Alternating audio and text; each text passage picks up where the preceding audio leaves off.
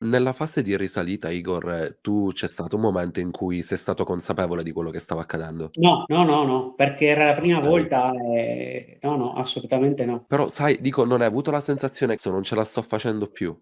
No, è Okay, successo tutto in superficie. Cioè, dal momento in cui sono riemerso, là ho avuto questi proprio ho avuto il samba classico, questi okay, spasmi, quindi è uno stato pre-sincopale, no, non è una okay. vera e propria sincope. Ma sai, se succedeva veramente qualche secondo prima, magari mi spegnevo a qualche metro dalla superficie. E allora là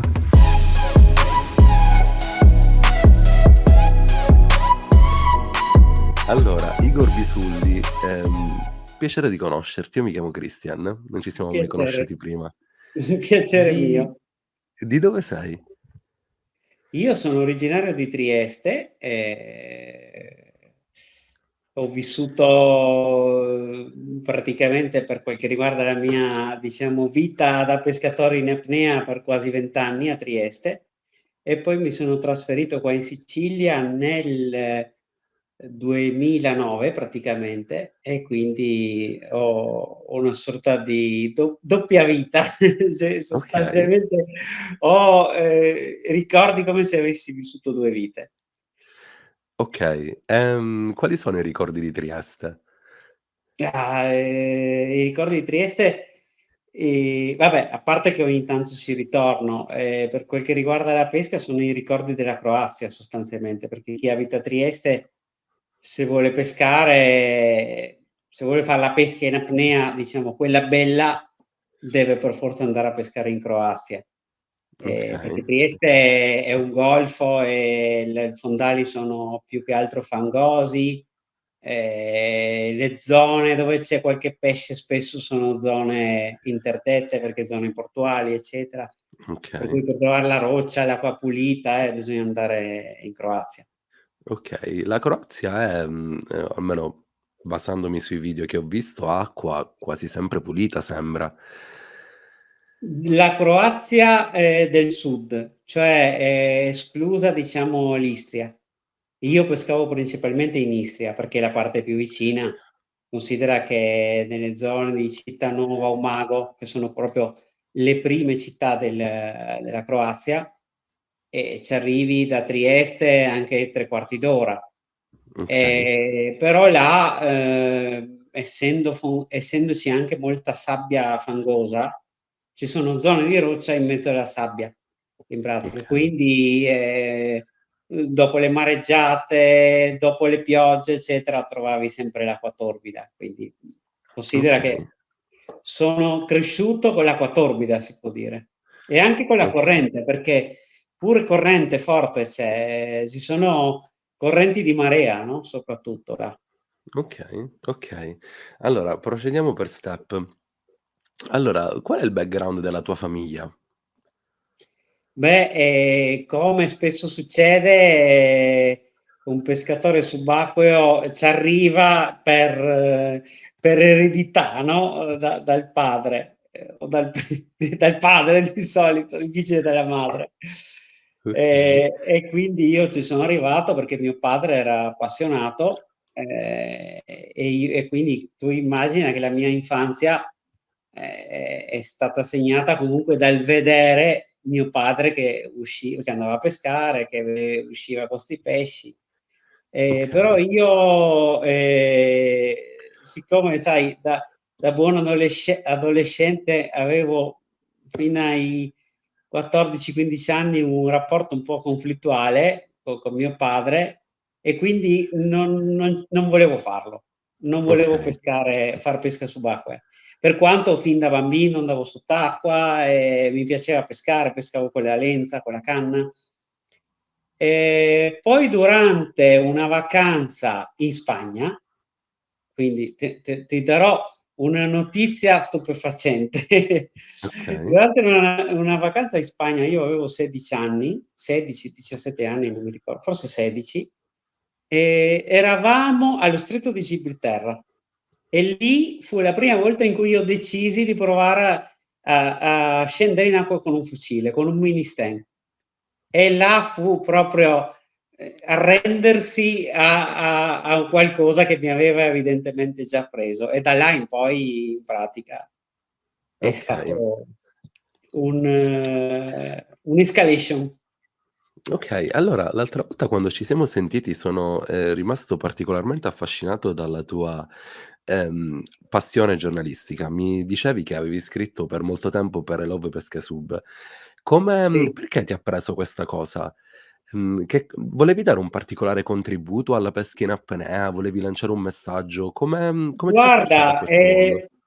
allora intanto mi piaceva, prima di tutto. È nato un po' per caso questa collaborazione con Lorenzo Lamanna, e devo dire che ci siamo un po' trovati, perché lui, era bravo nell'editing, nel tutto quel che riguarda, diciamo, la parte formale, no, ed era comunque un appassionato e pescava. Io in realtà, son negato per tutta questa parte di editing, eccetera, però avevo tante idee e avevo da poco creato un mio blog. Okay, Poi, essendo che appunto mi ero da poco trasferito qua in Sicilia, conoscendolo è nata l'idea di collaborare, e in pratica io avevo un sacco di contenuti. Oltretutto, avevo già fatto diversi campionati italiani, quindi conoscevo anche un po' il mondo delle gare, e vedevo anche vedevo anche che le interviste, le cose che c'erano all'epoca, non erano fatte propriamente da esperti, cioè da chi conosceva magari da dentro quel mondo. Insomma, io okay. mi ritrovavo a essere una figura, un po' una via di mezzo tra chi pratica e conosce un po' il mondo dell'agonismo e della pesca, e, questa passione, questa voglia di raccontarla anche, no? Un insider, letteralmente un insider. Sì, Ma, sì, dimmi una cosa, io, ricordo quando mi approcciai ai tempi di internet, c'era Apnea Magazine e il suo forum. Diciamo un sì, sì, sì. bacino che abbracciava praticamente un po' tutti. Mi ricordo che c'erano tante aziende all'interno, tante bacheche dove si chiacchierava del più e del meno. Sì, Come hai Apnea visto Magazine. evolversi Come, come hai scusa? vis come hai visto evolversi questo mondo dell'informazione sulla pesca subacquea negli anni? E perdonami la domanda, cos'è andato storto? Perché secondo me arrivato a un certo punto qualcosa è cambiato, si è Sì, fermato. sì, guarda, sfondi una porta aperta con me, perché in effetti, devo dire che nonostante quella volta, parliamo di più di 10 anni fa, no, i mezzi fossero, un po' limitati sicuramente rispetto ad adesso, la voglia di fare, e l'entusiasmo erano decisamente superiori. E quindi, cioè sia Pnea Magazine, che faceva un lavoro eccezionale attraverso il forum, con la partecipazione un po' di tutti quelli, per esempio le notizie arrivavano da vari collaboratori, amici, sul campo, eccetera, sia per quello che facevamo noi con l'Opisca Sub, che mi ricordo, insomma, qualche campionato l'abbiamo seguito in diretta col gommone, mettevamo foto e notizie quasi in tempo reale, e quindi per i mezzi che avevamo facevamo quasi davamo davamo delle notizie che quasi quasi sono le stesse che si danno ora. Anzi, io ho seguito qualche campionato, negli ultimi anni, in cui alla fin fine, fintanto che non c'è la pesatura, non è che si sa granché.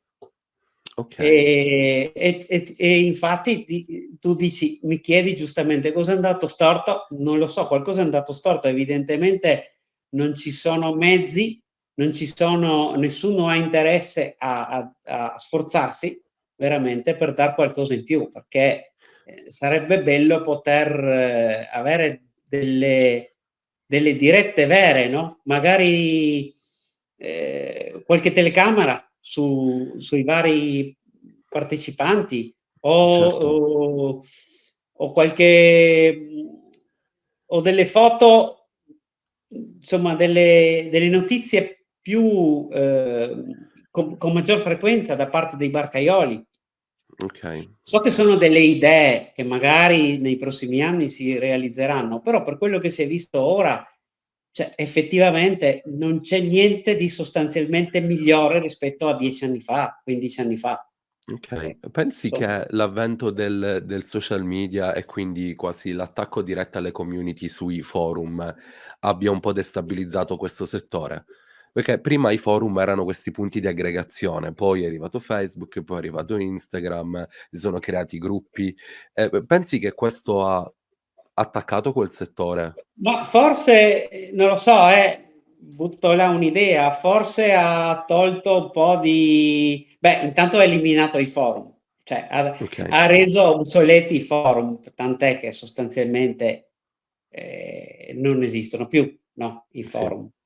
Cioè, o meglio esistono, però non hanno il seguito che potevano avere quella volta, perché ormai assolutamente. c'è Facebook, ci sono i social.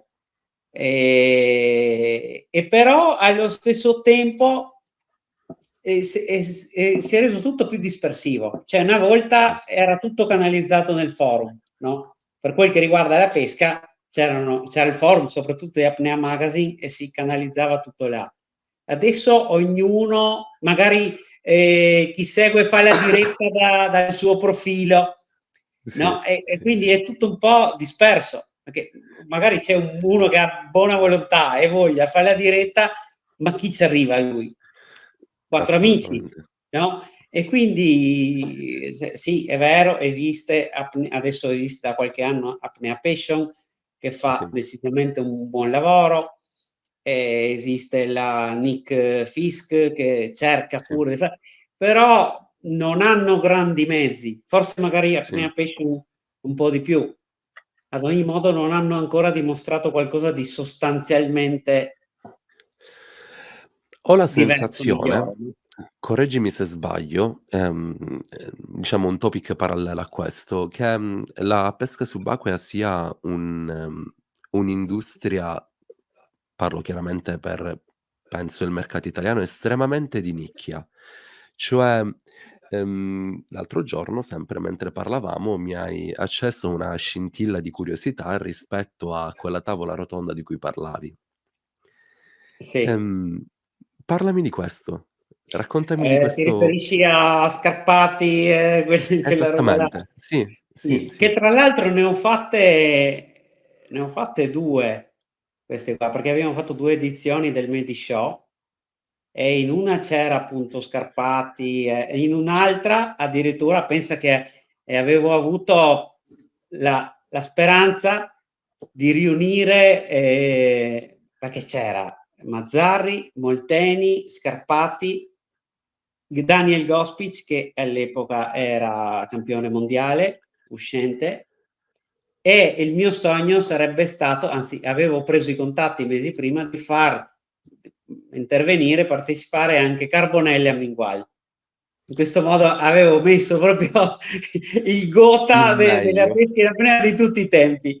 No, solo che Fantastico. purtroppo, a Mingual era molto difficile farlo smuovere da Maiorca, e Carbonell, che sulle prime sembrava che potesse venire, poi aveva avuto impegni vari, insomma non ha potuto, Per chi non lo sapesse intervenire. cos'era il Medi-Show?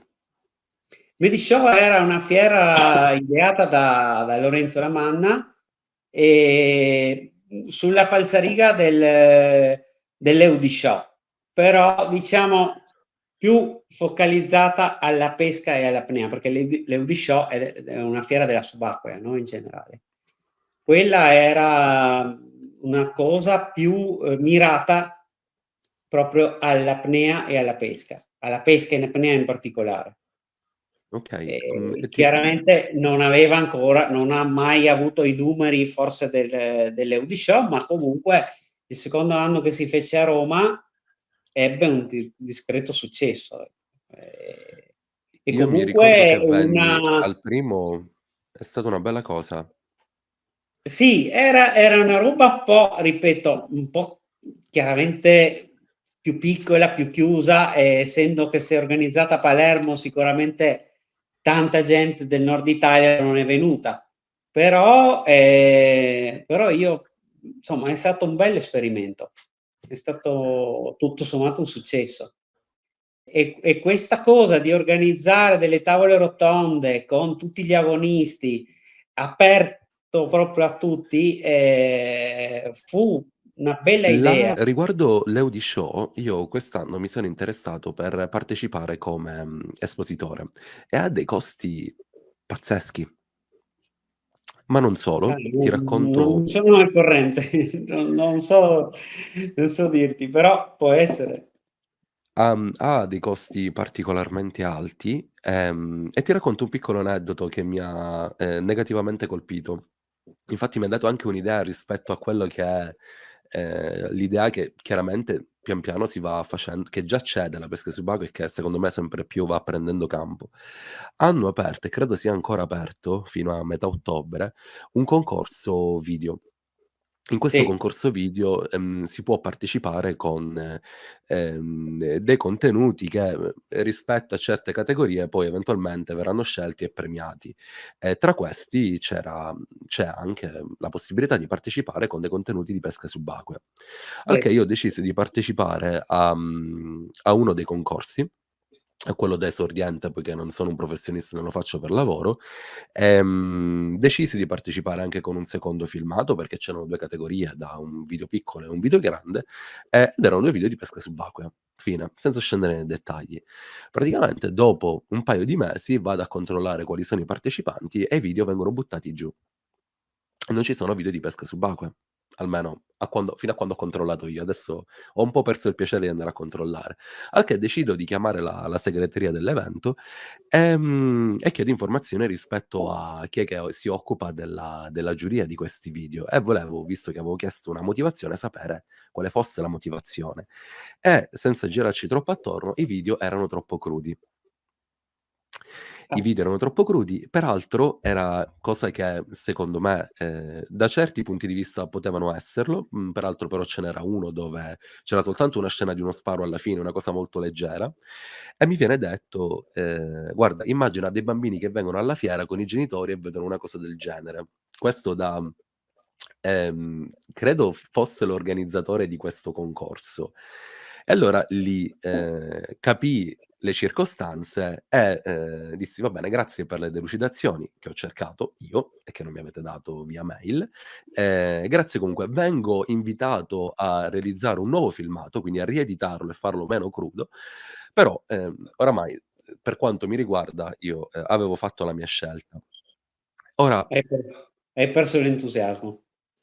ho perso l'entusiasmo, ma non solo.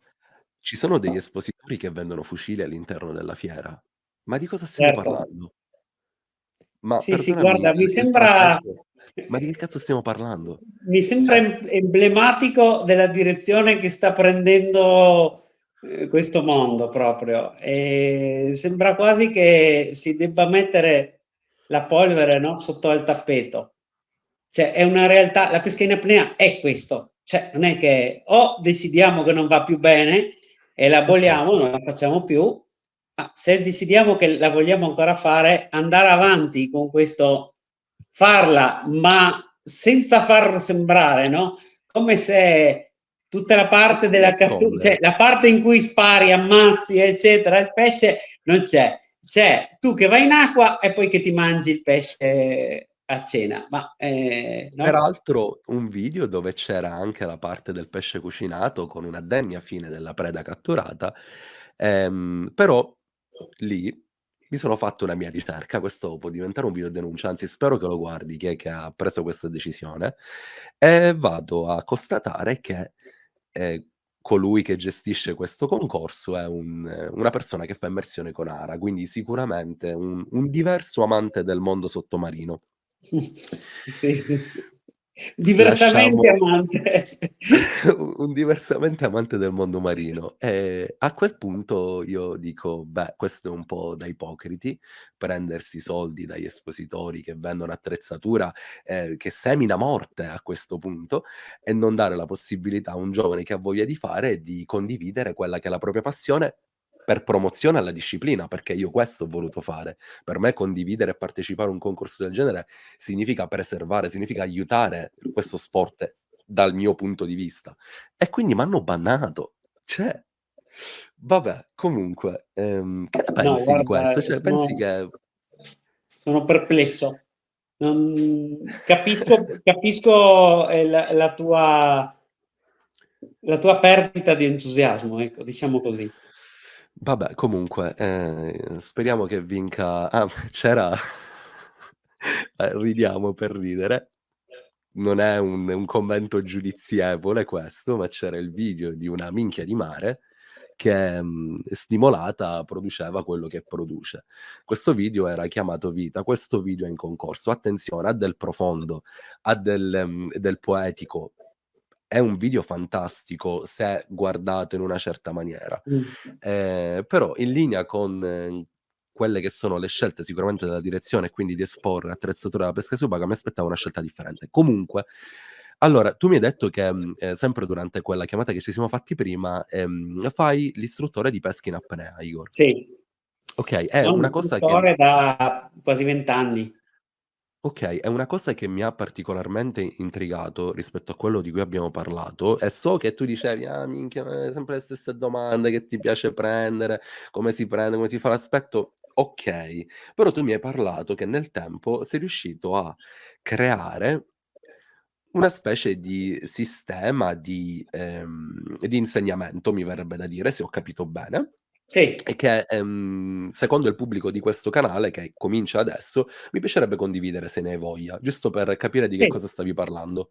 Sì, sì, sì, beh, ti dico, ti racconto un po' la mia esperienza. Cioè, io son diventato istruttore con uno dei primi corsi per istruttori che era una cosa abbastanza, diciamo, improvvisata, no, perché non è che c'era la necessità di creare degli istruttori per dare questi tesserini, diciamo, da agonisti.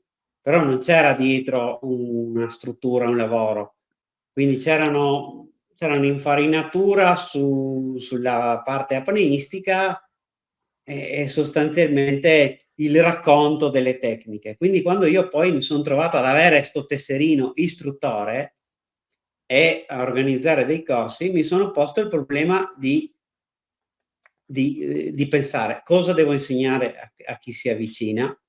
E mi sono fatto un'idea di alcune cose. La pratica sul campo mi ha in realtà cambiato molto, mi ha cambiato decisamente, perché io quando ho cominciato questo percorso già pescavo da tanti anni, quindi le cose iniziali ormai mi ero quasi scordato, no, come s quali siano. Cioè, perché ormai avevo degli automatismi tali che, per farti un esempio, non pensavo che si dovesse, insegnare a una persona a tener le pinne basse quando si fa un aspetto. Eppure ti dico che la maggior quasi il 99% dei miei allievi, di quelli che cominciano, tengono non riescono ad avere un controllo sulle pinne. Cioè fanno gli dico: "Fai l'aspetto, ti metti disteso sul fondo" e hanno 'ste pinne svolazzanti. Sicuramente chiunque, alle prime armi proverà a fare una roba del genere si renderà conto che è una cosa che non è, facile, non è immediata. E allora là ho cominciato a pensare: come devo fare per obbligarli, no, cioè cosa faccio io per ciò che mi viene così facile tener le pinne giù? Allora mi sono accorto che c'è un movimento del bacino, si inarca il corpo, cioè perché riesco a farlo anche senza le cavigliere da 3 chili l'una, no, quindi Okay. co perché tanti mi dicevano: ma senza le cavigliere non ci riesco." Ma ho troppo poco piombo. E quindi tutto questo m'ha fatto capire l'importanza appunto di andare proprio sulle cose base. E quindi là ho cominciato a lavorare sull'uso della zavorra, per esempio. Mi sono accorto di quanto sia importante all'inizio, far delle prove con diverse con variazioni della zavorra, perché la zavorra per esempio è l'uso della zavorra per un pescatore subacqueo è un po' come la vescica natatoria per un pesce. Se tu sei Okay, bravo ad utilizzarla, ti rendi i movimenti più semplici, cioè la tecnica necessaria è minore, ti viene okay. più semplice, no? Se invece quando padroneggi proprio la tecnica, cioè quando la tua sensibilità, il tuo movimento in acqua, quando hai estrema padronanza del tuo corpo in acqua, puoi anche supplire al fatto che magari sei troppo positivo, sei troppo negativo. Ma all'inizio questa cosa non ce l'hai e quindi scegliere bene la zavorra, per esempio, ed è una cosa che si fa abbastanza presto, cambia il movimento in acqua di un neofita nel giro di pochissimo. E Okay. quindi questo ti dico, t'ho fatto un esempio. Ho visto più volte che nel giro di 1, 2 uscite in acqua, chi viene a fare il corso, dice: "Cavolo, m'è cambiato proprio il mondo", no, Sì, sì. vede subito dei grossi miglioramenti. Soprattutto E dire nel ovviamente questa cosa passione. io quando ho cominciato, siccome mi veniva ormai l'avevo conquista perché dopo 10 anni che peschi, queste cose cioè bene o male, no, le impari. Le Se vuoi impari correggerle, le correggi. esattamente, perché non dico che uno non ci arriva, perché uno ci arriva, semplicemente con un corso magari uno ci arriva in 2, 3 lezioni e da lì parte già con un vantaggio, non deve arrivarci anni dopo, no? Okay, okay. E quindi questo, la pinneggiata, cioè poi mi sono accorto poi l'impostazione, sai io nonostante ho fatto dei corsi di apnea all'inizio, comunque, ho, successivamente negli anni dopo corretto la pinneggiata, corretto alcune cose che all'inizio non erano perfette. Allora ho detto: "Se uno comincia già con l'impostazione giusta, farà un po' fatica, però poi è a tutto guadagno del futuro". Difatti devo dir la verità che quando mi capita perché ormai dopo tanti anni, cioè ho allievi che appunto hanno fatto strada, no, uno su tutti, Giuseppe Gentilino che addirittura è diventato, campione italiano, ma senza scomodare lui, comunque allievi che magari hanno, quasi cominciato, no, con i miei corsi e che li rivedo dopo anni e vedo una bella pinneggiata, una bella capovolta, questa cosa mi fa piacere, vedere comunque una pulizia del gesto, in acqua. Son Okay. cose che ti danno soddisfazione. Qual è secondo te, qual è la cosa che positivamente ti colpisce di più di un pescatore quando lo vedi per la prima volta in acqua? Cioè cosa Beh, guardi subito quando allora intanto ti dico, cioè non mi voglio cioè lo vedo subito l'esperienza del pescatore la vedo da dopo pochi secondi di movimento.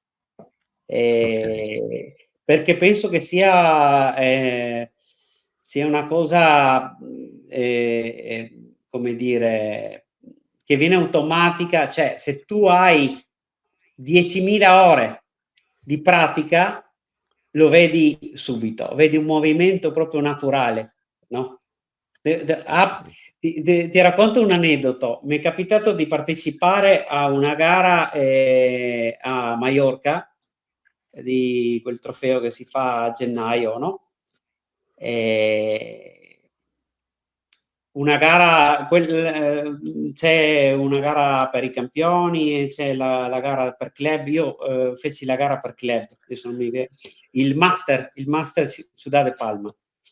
E c'era in gara anche Carbonell, che poi okay, ho conosciuto, eccetera. E siccome cambiarono il campogara, insomma, noi preparammo da una parte, poi fecero in seguito a una mareggiata fecero la gara dalla parte opposta dell'isola. E allora, non sapendo dove andare, il mio compagno di pesca mi fa: "Seguiamo il gommone di Carbonell". E seguiamo 'sto Carbonell e ci buttiamo in acqua dove si butta lui. Quindi io in acqua dietro Carbonell, cosa che a me non piace fare, però sai, non avevamo almeno vediamo la zona.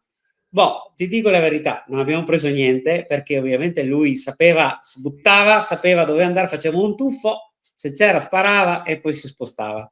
però questo mi diede la possibilità di vederlo in acqua e devo dirti che cioè, tu veramente in pochi secondi vedi una fluidità nel movimento, anche sparò un pesce, anche nella velocità di sparare, che è assolutamente il frutto di migliaia e migliaia di ore di pratica. E quando questa cosa c'è, in qualunque pescatore in cui appunto c'è questa enorme quantità di tempo di pratica, tu lo vedi. E quando non c'è anche, cioè chiaramente. agli occhi di uno che ha tanta pratica, uno che non è così assiduo, ti sembra rallentato, ti sembra un po' impacciato. Quindi adesso Okay. dirti esattamente cosa, Vabbè, ma ci diciamo, sta. questo è Guarda, il questa è una colpo cosa d'occhio. E poi c'è, e poi se ci peschi di più, c'è il fatto che se tu hai proprio gli automatismi, riesci a pescare pensando ad altro, cioè pensando a tutto quello che diciamo, a tutte le mosse successive, no? Come dire, okay, faccio una cosa, allora penso, vedo tre pesci, sparo uno, già guardo dove vanno gli altri.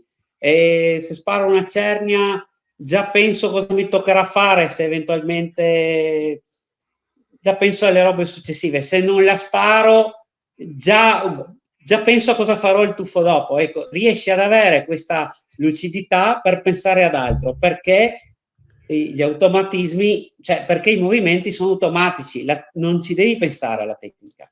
e Se invece diventa non ti vai tanto, difficile. allora devi essere tutto concentrato allo sparo e quello e quell'altro, e quindi non riesci a essere lucido sul resto.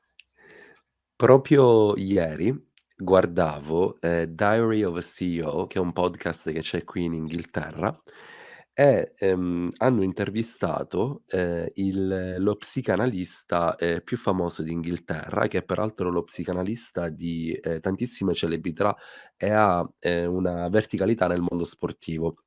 E fai conto che segue per esempio il Liverpool, per esempio, o seguiva il Mental cantante coach. degli Oasis, quindi molto, variegata come portafoglio clienti. E il titolo del video era come, fregare praticamente la tua mente. Rapportandolo a un esempio concreto, parlava di un suo cliente, un top, ciclista dell'Inghilterra che, durante le sue performance praticamente si distraeva. E allora lì, lui è intervenuto dicendo: "Il nostro cervello funziona, con 2 parti fondamentalmente. C'è una parte che funziona in maniera abitudinaria, che è per esempio la stessa parte che ti fa fare il tragitto casa lavoro quasi senza pensarci, e invece quella parte che è più emotiva, che ti fa riflettere."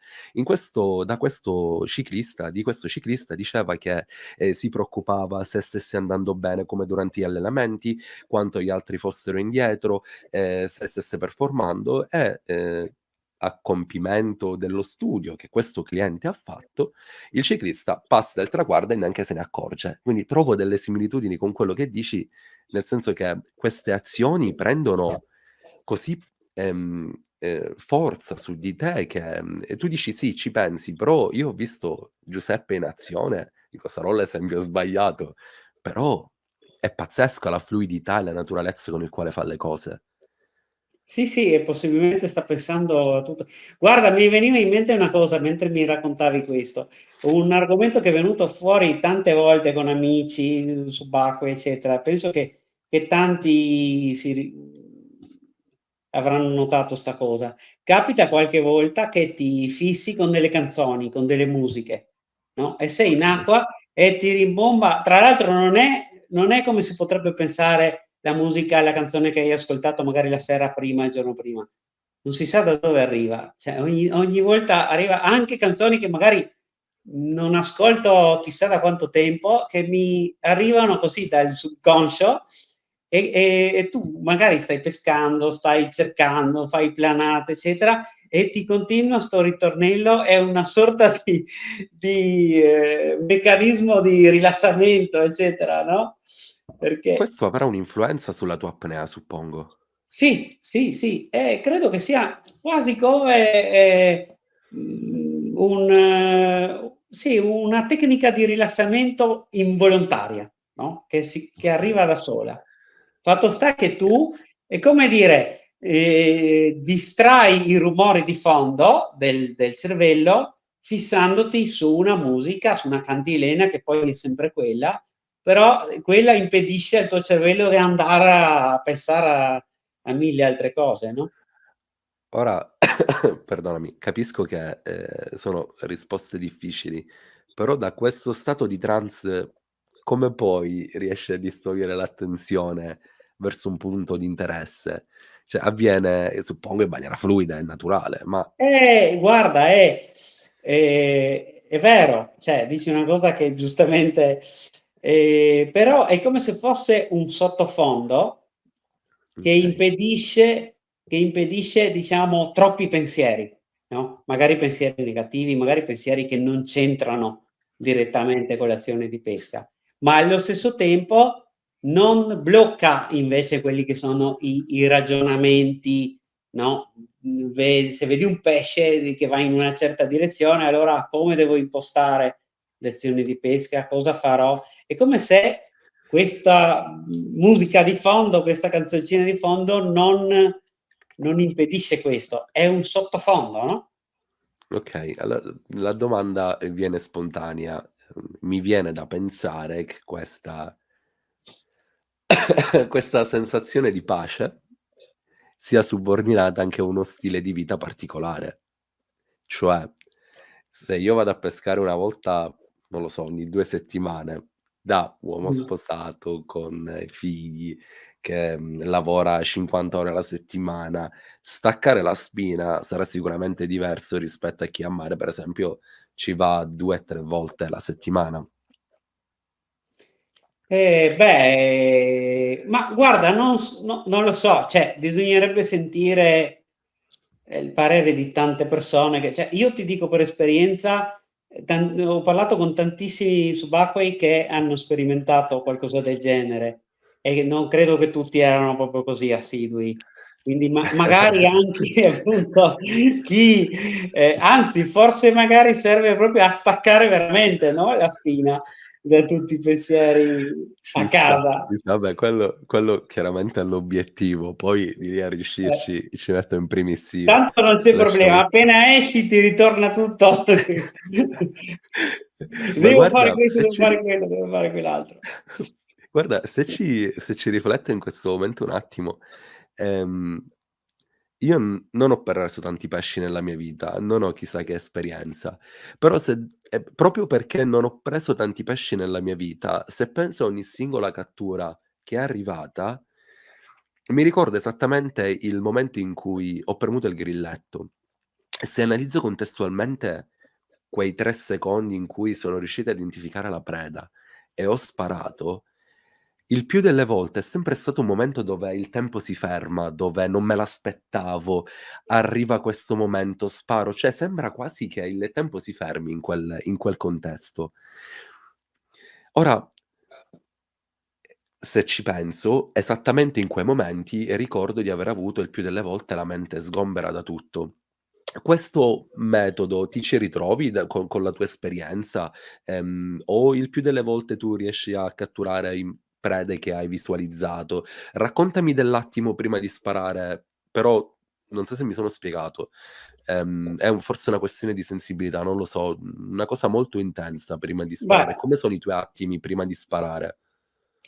Beh, allora, chiaramente se hai alle spalle molta pratica, diciamo che, ti viene appunto ti viene automatico è un po' più difficile sbagliare, no, però Okay, sicuramente quello che dici è comune credo a tutti, cioè, essere in questo stato di trance, no, e di estrema, cioè rilassatezza e quindi concentrazione ti aiuta, a non sbagliare e anzi delle volte ti aiuta anche a visualizzare la possibile situazione di cattura, no, okay. m'è capitato per esempio quando non c'era niente per tanto tempo e io chissà, magari per esperienze pregresse mi immaginavo cosa poteva succedere in una situazione del genere, no, pur non essendo niente, se vedo qualcosa cosa mi capiterà. Evidentemente magari, Okay. ripeto, l'esperienza mi ha portato a fare delle previsioni verosimili, però tante volte è capitato esattamente quello che stavo visualizzando, no, come se in ogni tuffo pensavo: "Adesso mi capita la spigola, adesso mi capita" dopo 3 ore che non vedi niente, no, è quasi sembra quasi un mantra, un qualcosa una speranza, una scommessa, però tante volte è capitato. E poi la cattura avviene esattamente come l'ho quasi che l'avessi chiamata, no? Io ho non so se, si rivedranno altri pescatori della mia stessa esperienza in questo contesto, il più delle volte le catture arrivano proprio quando sono pronto per gettare la spugna. Oppure,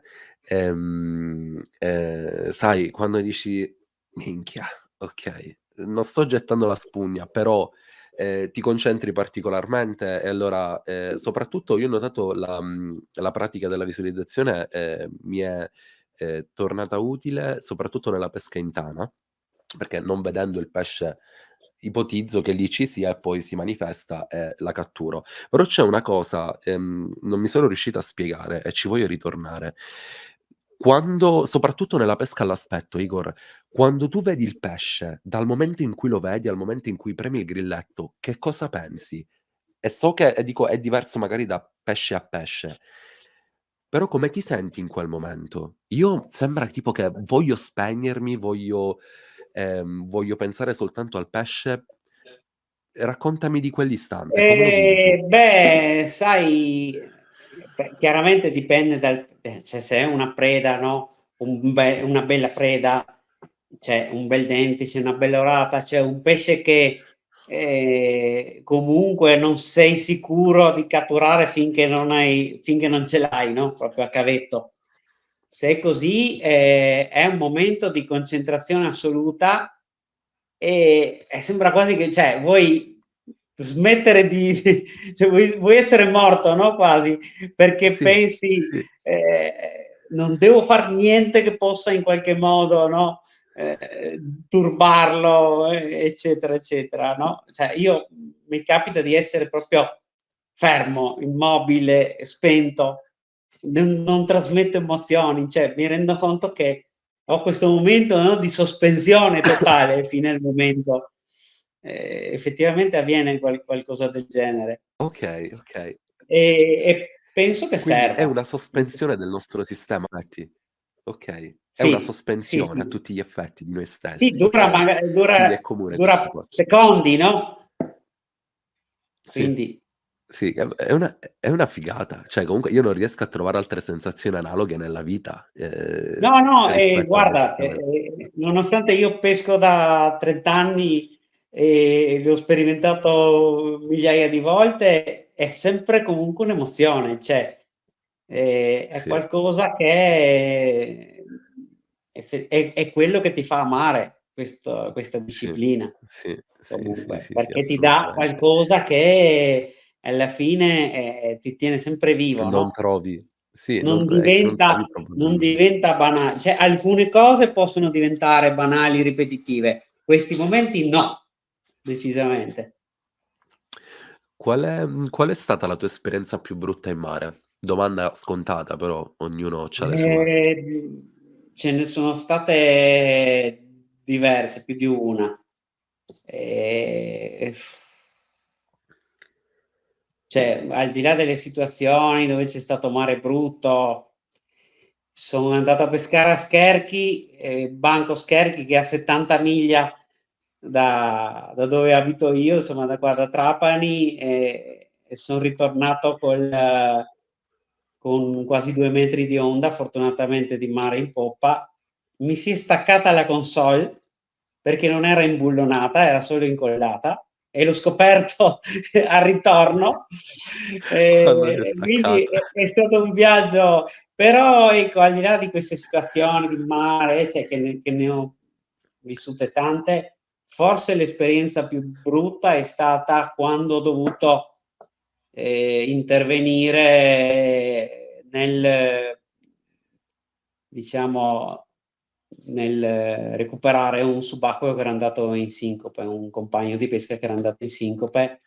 Fortunatamente la cosa era avvenuta quasi in superficie e quindi ho potuto, diciamo, risolvere la situazione. Però è stato brutto perché nonostante avessi fatto tutti i corsi di BLS, eccetera, eccetera, poi quando ti capita hai un vuoto davanti. Cioè, nonostante hai fatto la pratica, devi fare questo, devi fare quell'altro, l'adrenalina e l'ansia, no? Di non riuscire. E poi oltretutto nella fattispecie è stata una situazione, quella più brutta, è stata una situazione che non è che si è risolta immediatamente. Sai, fino a prima sapevo, vabbè, lo prendi, 2 schiaffi si rianima. Ma di che? Respirazione bocca a bocca, cioè, a me è sembrato che siano passati quasi 2 minuti, probabilmente sarà stato di meno. Però ecco, mi è venuto perfino il pensiero che non riuscissi più a rianimarlo. Okay. Come ti sei Ehm, sentito, suppongo, quando l'hai rianimato? è stato veramente, no, perdi qualche anno di vita. I capelli bianchi che vedi forse li ho fatti tutti in quel momento là. No, è la cosa più brutta Okay. che ti può capitare. E Cioè, questo ti non ha oso segnato pensare se ti muore, ecco, io ho avuto 2 cari amici, uno dei quali purtroppo, c'ha lasciato le penne, appunto a Pesca Insieme, l'amico che ha dovuto, diciamo, che era a pesca con lui, ha vissuto questa esperienza veramente brutta di non ritrovare il compagno di pesca che era andato in sincope. Penso che questa sia la cosa peggiore che ti possa capitare. Qualche volta mi è capitato di non trovare il mio compagno di pesca e di cercarlo col gommone e di pensare anche al peggio, no?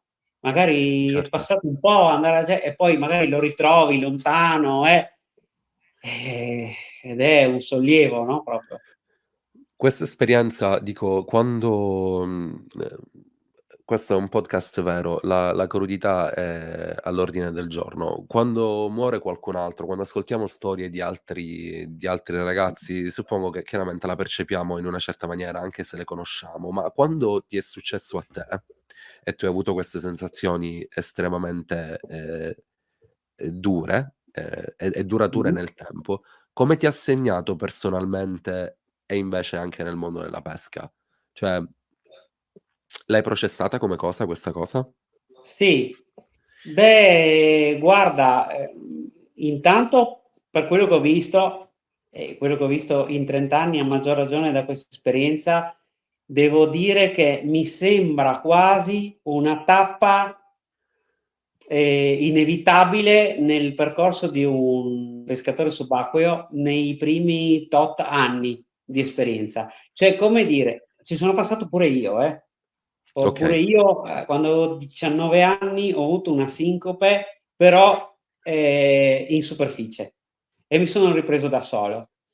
E trovo che sia una grande fortuna avere un'esperienza del genere e, sopravviverci, perché ti dà una lezione che nessuno ti potrà dare a voce. Cioè ti dà proprio la percezione, ecco, di cosa significa.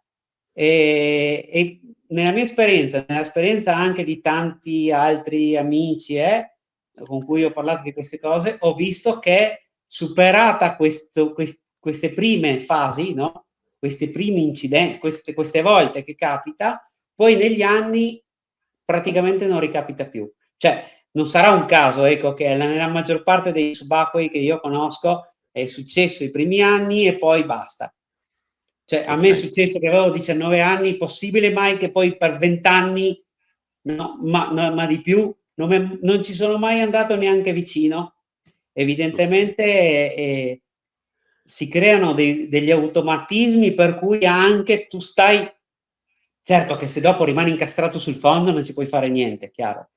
Però, il tuo cervello, ti tiene sufficientemente lontano. Mentre all'inizio forse devi prendersi le misure, no? Okay. Ti ricordi che cosa è andato storto in quel tuffo quando avevi 19 anni? Sì, madonna, me lo ricordo come se fosse successo oggi. Ero su un fondale di una ventina di metri, ero sceso, considera che comunque quando cioè a 19 anni, cioè ci pescavo veramente da poco, erano quote insomma limite per me. Scendo, sparo una corvina, si incastra, cioè vado per risalire, non avevo neanche il mulinello. Vado per risalire e l'asta si incastra. Tiro, tiro, non viene e allora chissà perché decido di scendere di nuovo, quindi già ero in fase di risalita, mi giro, ridiscendo per andare a liberare l'asta col pesce. E riesco a liberarla, però ovviamente nel far sta cosa faccio fatica, sono là e quindi tiro l'apnea, finalmente la libero, vengo su col pesce che poi insomma, no, sai bene che quella volta non usavo il mulinello, cioè da quando uso il mulinello, anche a 20 metri, un pesce che si mette di piatto, che ti fa attrito, ti frena. Io se sparo un pesce, anche se ne ho, comunque filo il mulinello e me lo recupero poi dalla superficie, perché proprio per prassi non faccio mai niente insomma che possa essere più dispendioso. Se posso Okay, tranquillamente, no, recuperare dalla superficie, tanto comunque devo recuperare, ci sono i tempi di recupero, perché mai devo, no, e fare uno forzare. sforzo in più? Ad ogni modo, niente, ritorno su questo pesce che fa attrito e tutto, e a un certo punto mi rendo conto di essere arrivato al limite, arrivo in superficie, non avevo il boccaglio in bocca, che tanti dicono appunto che se te viene il boccaglio in bocca, però evidentemente arrivo su con la testa in alto e praticamente ho questo samba restando con la faccia fuori e rimango così evidentemente. Okay, Penso che sia durato poco, perché però a un certo punto io riprendo coscienza e non sapevo dov'era il fucile. Mio padre, che io pescavo con mio padre all'epoca, era a 10-20 metri da me, che stava pescando, non si è accorto di niente. Fortunatamente, appunto, sono rimasto incolume. Poi dopo lui è andato a recuperare il fucile che era sul fondo, però mi ricordo sta cosa che non mi ricordavo dove era il fucile, cioè negli okay, spasmi l'avevo mollato, l'avevi no, perso. evidentemente. Dimmi una cosa, nella fase di risalita Igor, tu c'è stato un momento in cui sei stato consapevole di quello che stava accadendo? No, no, no, no, perché era la prima Okay. volta, no, no, assolutamente no. Però sai, dico, non hai avuto la sensazione: "Cazzo, non ce la sto facendo più"? No, è Okay, successo tutto in superficie. Cioè, dal momento in cui sono riemerso, là ho avuto questi proprio ho avuto il samba classico, questi okay, spasmi, quindi è uno stato pre-sincopale, no, non è una okay. vera e propria sincope. Ma sai, se succedeva veramente qualche secondo prima, magari mi spegnevo a qualche metro dalla superficie e allora là diventa molto più complicato, perché magari appunto risali e sei con la testa in acqua, non sei con la testa Certo. fuori. Certo, certo, certo. Vedi, io, suppongo tutti quelli che iniziano, mi son sempre fatto il flash, io penso che un po' tutti abbiano avuto la sensazione della mancanza d'aria, di avere tirato un po', l'apnea, e penso che, al culmine di quello, consciamente ci sia questo. Invece tu mi stai dicendo che questo che è un momento pre-sincope è arrivata e non te ne sei accorto. Sì, ma mettici pure che stiamo parlando di 30 anni fa, 31 anni fa, io ne ho 50. Magari anche avrò iperventilato perché ancora non Okay, c'era, cioè pensa che nelle scuole di apnea ancora si insegnava l'iperventilazione, cioè non era così chiaro, come è venuto poi che è bandita totalmente, no, cos'è l'iperventilazione. l'iperventilazione? L'iperventilazione è una ventilazione forzata che, sostanzialmente ti abbassa drasticamente il livello di anidride carbonica. E l'anidride carbonica funge da campanello d'allarme, e sono gli alti livelli di anidride carbonica, che è il gas di scarto, no? Prodotto Okay, dall'organismo, che vanno a innescare i campanelli d'allarme, quindi la fame d'aria, eccetera, eccetera. okay, Se tu lo okay, abbassi troppo con iperventilazione, non migliori sostanzialmente la quantità di ossigeno nel sangue, invece abbassi, è come dire, tu in pratica in una macchina, una volta che, cioè, prendi e togli la spia della benzina, okay, no, okay. e sostanzialmente vai bello allegro finché a un certo punto, boom, ti fermi di colpo. Se invece tu mantieni la spia, quando si accende la spia, ma puoi fare ancora 100 chilometri. Bene, da quel Okay. momento in poi cominci a cercare un distributore. Quindi Come si se tu iperventila, Igor? Beh, diciamo che è una ventilazione forzata, ma che può essere anche una ventilazione profonda che si protrae troppo, no? Okay, Per esempio, okay, anche adesso si dice bandita l'iperventilazione, ma se io faccio un tuffo, se io sto pescando in una gara a ritmo, no? Su un fondale di 15-20 metri, che poi mi muovo sul fondo, quando arrivo in superficie, il primo minuto ci sta che faccio anche una ventilazione forzata, perché devo smaltire l'anidride carbonica in eccesso. Ma una volta che ho recuperato, per prepararmi al tuffo successivo, non continuerò con 3 minuti di ventilazione forzata, perché okay, dalla fase, diciamo, di recupero, di avvenuto recupero, in poi, se io vado avanti a ventilare profondamente, velocemente, vado ad abbassare drasticamente l'anidride carbonica, mentre è sufficiente una ventilazione profonda, no? In cui l'espirazione dura il doppio dell'ispirazione, per esempio, è okay, classica okay, respirazione che ti insegnano ai corsi di apnea. okay. E, e quindi che favorisce il rilassamento e allo stesso tempo ti permette di ripulire i polmoni, quindi di avere, diciamo, aria al 20% di ossigeno dentro e di avere la massima quantità di ossigeno, e poi puoi partire. Quando parli di recupero, che cosa intendi per recupero? Cioè, battito cardiaco che si, riallinea alla normalità? Definiscimi l'idea di recupero.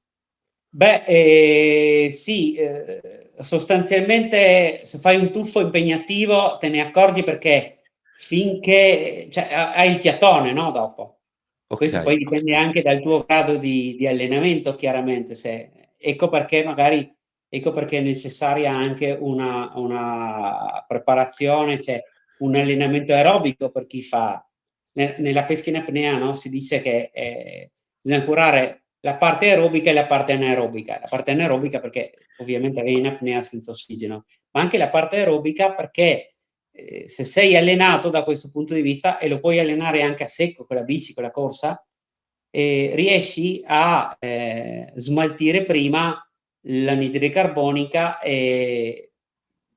perché hai un cuore che è più allenato, cioè più sì, grosso, no? sì, Che sì, pompa più sangue, hai maggiore capillarizzazione, okay. e quindi ripulisci più velocemente i tessuti dalle Questo scorie.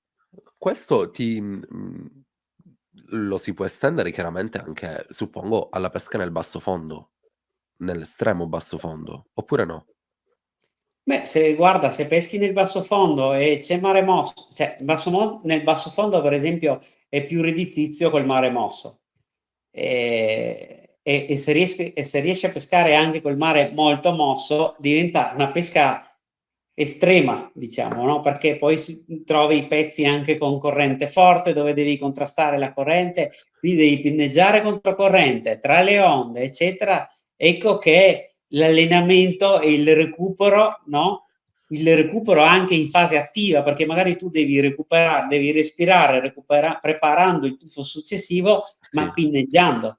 Metti che tu sì, hai sì, la fiorante col mare, no, con le onde, no? Con la schiuma sopra, e là ci trovi, non so, i barracuda grossi. Devi scendere magari un po' prima, perché non puoi andarci vicinissimo perché frange troppo l'onda. Devi scendere un po' prima, devi contrastare questa corrente di reflusso. È una pesca atleticamente molto impegnativa, quasi direi più impegnativa che pescare a 20 metri col mare calmo. Okay, okay. Quindi Minchia, questo pezzo è stato questa ventina di minuti sono stati intensi, mi sono piaciuto perché sai, alla fine sono domande stupide che però, spesso e volentieri non trovano risposte. E si parla sempre di recuperare, si parla di iperventilazione. Io per esempio sapevo che l'iperventilazione fosse soltanto questo. E invece tu mi stai dicendo che anche una lunga sì, espirazione. guarda, i sintomi proprio più evidenti sono, cioè, sono ovviamente dei sintomi estremi, no, là hai la certezza di aver esagerato. Però io mi ricordo che i primi anni, cioè, commettevo questo errore e sicuramente lo facevano in tanti. Arrivi al punto di sentire quasi un formicolio alle mani. Ecco, se arrivi a Okay, questo punto qua, hai sicuramente cioè, e questa è una cosa assolutamente, ecco, da bandire nel modo più okay. assoluto, ecco. Però, P se per caso ci fosse stato ancora se c'è ancora qualcuno che va in acqua senza aver fatto corsi di apnea, eccetera, e fa una roba del genere, diciamo che sta rischiando molto. l'iperventilare ti dà una sensazione di benessere particolare. Sì. Questo è il motivo per il quale viene utilizzata. Sì, però in realtà non, cioè, per dire, se tu fai un'apnea statica massimale iperventilando, far questa cosa iperventilando o senza iperventilare, diciamo che la durata dell'apnea statica non cambia a patto che tu sia abituato a soffrire come un cane fino alla fine, no, cioè Okay, semplicemente okay, ti evita una parte di sofferenza perché allontana questo stimolo. okay, okay, Ma okay. E siccome la durata dell'apnea dipende dall'ossigeno che tu hai a disposizione, quello non te lo cambia, per cui quello puoi fare. hai qualche dritta per migliorare la nostra apnea? Ma guarda, andare in acqua sicuramente, ma, allenarsi in piscina. Io penso che il Okay, modo migliore sia fare allenamenti con qualche istruttore di apnea bravo, che penso che ognuno nella sua città potrà, trovare magari dei corsi o dei proprio delle giornate, no, delle ore durante la settimana sì, in sì. cui fanno dei corsi di mantenimento, di allenamento, e questo lavoro in piscina, quindi con le varie ripetute, con recuperi brevi, eccetera, eccetera, no, di dinamiche da 25, da 50 metri, Okay. insomma, poi ci sono le varie tabelle, ecco, però questo tipo di lavoro che io ho fatto per tanti anni, adesso per esempio qua non lo faccio da tanti anni, ma quando stavo a Trieste mi allenavo 2 volte a settimana in piscina e, questa cosa mi serviva. Effettivamente dava i Oggi suoi risultati, frutti. oggi, rispetto a tutte le idee che ci sono della pesca subacquea e anche della caccia, estremamente sensibile, bla bla bla, è un discorso che abbiamo affrontato spesso e volentieri. Come ti sentiresti di spiegare la pesca subacquea a qualcuno che la pesca subacquea non la conosce? Come mi sentirei di spiegarla? Da Guarda, noi in Sicilia dico in Italia magari la conoscono tutti, però vai all'estero, tipo qua in Inghilterra, nessuno sa che si può fare 'sta cosa. Come gliela spieghi? gliela spiego con cioè se gli direi che, la cosa più bella è il piacere della ricerca, di andare a scoprire la preda nel suo ambiente, perché magari, ecco, uno che non la conosce pensa che vai sott'acqua ed è pieno di pesce, ed è tipo un Sì, supermercato. Invece la realtà è che tu vai sott'acqua, soprattutto oggi come oggi, e non vedi niente, no, Sì, fai magari 3 ore senza vedere una coda, no, quindi, oggi lo spiegherei proprio come il piacere della ricerca, un okay. po' come il piacere che può provare uno che va a funghi e che si gira a mezzo bosco alla ricerca E della poi parte più umida, il cespuglio qua e là, gli alberi e poi finalmente trova 2 porcini e dice: "Ah". ed è necessario dover uccidere un animale per questa ricerca. E beh, è come dire, quando trovi quei 2 è necessario che li prendi quei 2 porcini e se non li prendi hai tolto tutto il senso di quella ricerca, no, Della eh, ricerca in sé. semmai Ehm, l'attenzione va posta sul non abusare, sul non strafare, cioè va messo un limite chiaramente. Va messo un limite, e la pesca in apnea è già fisiologicamente limitata, no, a differenza di tutti i tipi di pesca professionale, no, sì, con le sì. reti, con i palamiti, eccetera, che Ma anche di prendono prelievo, tipo la caccia, cioè siamo in un ambiente che non è il nostro, quindi impari. sì, esattamente. Poi, è comunque appannaggio di chi vuole allenarsi, ma fare una vita insomma anche un poco sacrificata, no, a questo. Sì, E quindi automaticamente seleziona poche persone. Non sarà okay. mai per tutti, non sarà mai per E tutti. allora sulla base di questa affermazione, voglio chiudere con le ultime 2 domande. Che cos'è che la pesca subacquea ti ha tolto e cosa la pesca subacquea ti ha dato personalmente? Beh, mi ha tolto tempo ed energie che magari avrei potuto dedicare ad altre passioni, ad altre cose, ma magari con più fortuna. Mi ha dato però la conoscenza, molto dettagliata di un mondo. E penso che in una qualsiasi disciplina in cui tu vai molto a fondo, ehm, ti ti riempie da tutti i punti di vista, ecco. Ti ti Okay, fa capire ti fa capire un concetto, cioè quanto ti senti ignorante, no, quanto ti senti ignorante nell'andare nel dettaglio, nell'andare a fondo. Cioè sembra che più vai a okay. fondo, più pensi più pensi a tutto quello che non hai ancora capito e che non si può cioè ti dà l'idea di quanto sia vasto, no, e penso che Okay. avvenga un po' in tutte le discipline. Quando vai a Ti metti in fondo di una cosa ti discussione, rendi conto di quanto sei lontano. okay, e questo è Igor L'effetto il Bisulli. contrario dell'effetto Dunning-Kruger, no, che se invece la guardi così pensi di saper tutto, ecco. Assolutamente. Igor, quanti anni hai? E 50. Okay, e questo è Igor Bisulli da Trieste a Palermo a 50 anni per A la Trapani adesso, decima a forse. Trapani. Minchia, perdonami, ho rovinato la chiusura. Da No, Trapani. ho vissuto anche a Palermo. Ah, okay, in Sicilia per l'ultima puntata, no, l'ultima puntata, credo sia la decima puntata dei Lupi della pesca in apnea. È stato fantastico. Grazie Ti Igor. ringrazio.